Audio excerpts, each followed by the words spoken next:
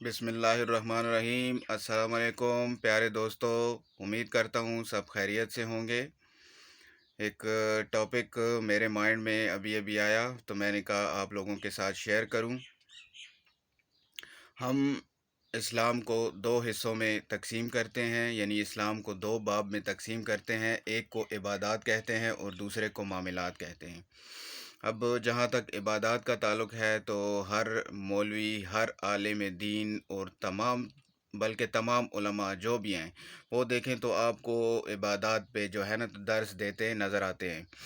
हर कोई लगा होगा जी नमाज़ पढ़ें, नमाज़ नहीं पढ़ने वाले का ये होगा, रोज़ा रखें जी उसके लिए। बेशक है, मैं उससे इनकार नहीं कर रहा कि जितने भी इबादत हैं उनके अजर हैं, उनके सवाब हैं, लेकिन उससे कई हज़ार ज़रूरी जो हैं वो हैं मामलात।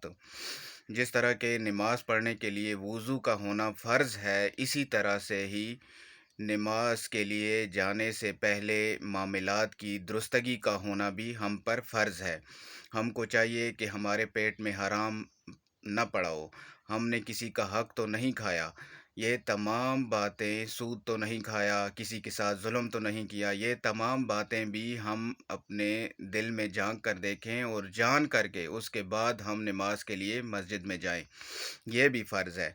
लेकिन मैं नहीं देखता कि कोई इस किस्म के टॉपिक पे जो है ना तो बात करते हुए नज़र आए। तमाम के तमाम उलमा जितने भी हैं बस वो इबादत को ही ज़ोर देते हैं और मामलात की तरफ नहीं आते। तो अब जहाँ तक मामलात की बात है तो मामलात के अजर को आप देखें ना तो वो आपको अल्लाह और रसूल से मिला देते हैं। यानी कि अब यतीम के सर पे हाथ रखना, ठीक है, ये मामलात में आता है।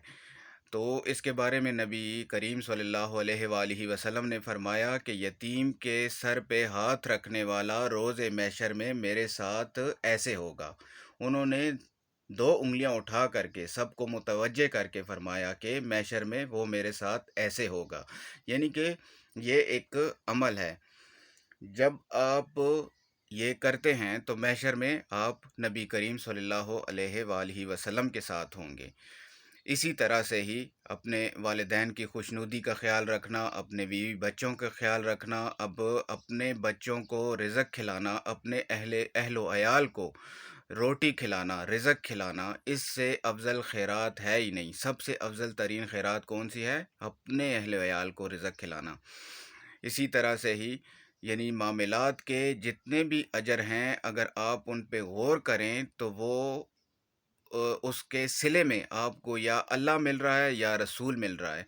और इबादत के जितना भी सिला है तो उसमें आपको जन्नत मिलती है, जन्नत में मकामात मिलते हैं। तो मैं तो समझता हूँ कि मेरे नज़दीक तो अल्लाह का मिल जाना, उसके रसूल हबीब का मिलना, उस जन्नत से, उस जन्नत में मिले हुए मकान से हज़ार हा दर्जा बेहतर है।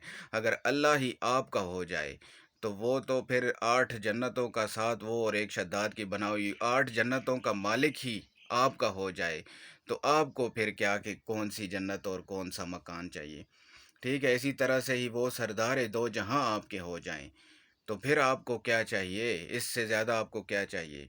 यानी कि मामलात पे ज़ोर देने की ज़्यादा ज़रूरत है इस वक्त। और हमारे उलमा को चाहिए कि वो अपनी मामलात की दुरुस्तगी करें और मामलात के ऊपर लोगों को लेक्चर दें, लोगों को समझाएं, उसकी तरफ लेके आएँ, क्योंकि मामलात ही एक बेहतरीन मुआशरा बनाते हैं। वो जो रियासत मदीना की बात इमरान ख़ान कर रहे हैं ना, वो इबादत से बनने वाली नहीं है। हमारी तो मस्जिदें अभी भी अल्हम्दुलिल्लाह से भरी पड़ी हैं। अगर ज़रूरत किसी अमर की है तो वो मामलात की दुरुस्तगी की है, और मामलात जो हैं वो रियासत मदीना बनाते हैं, और उसके लिए हम सब को अपना किरदार अदा करना पड़ेगा। उसके अलावा रियासत मदीना नहीं बन सकती। वो रियासत मदीना थी कि नमाज का वक्त होता था तो सारे मस्जिद में होते थे, बाहर चोरी नहीं होती थी, किसी का कोई हक नहीं मारता था, यतीम के सर पे हाथ रखा जाता था, बेवाओं का ख्याल रखा जाता था, गरीब, मस्कीन, यतीम, हर किस्म के लोगों के लिए उसमें जगह थी और उसके चाहने वाले उसमें मौजूद थे।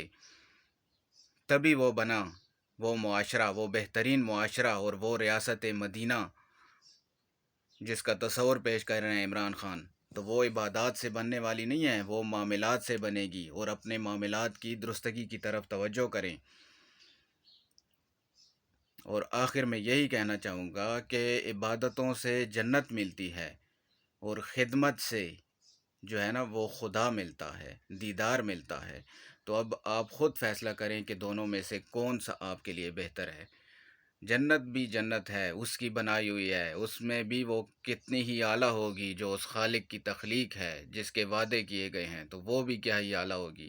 لیکن اس کا مالک بنانے والا مل جائے تو واہ واہ، کیا ہی بات ہے پھر، سبحان اللہ۔ تو ذرا غور کریے گا میری بات پہ، اور دعاؤں میں مجھے یاد رکھیے گا۔ اللہ ہم سب کو عمل کرنے کی توفیق عطا فرمائے، اور آپ سب کا حامی و ناصر و مددگار ہو۔ فی امان اللہ۔ السلام علیکم ورحمۃ اللہ وبرکاتہ۔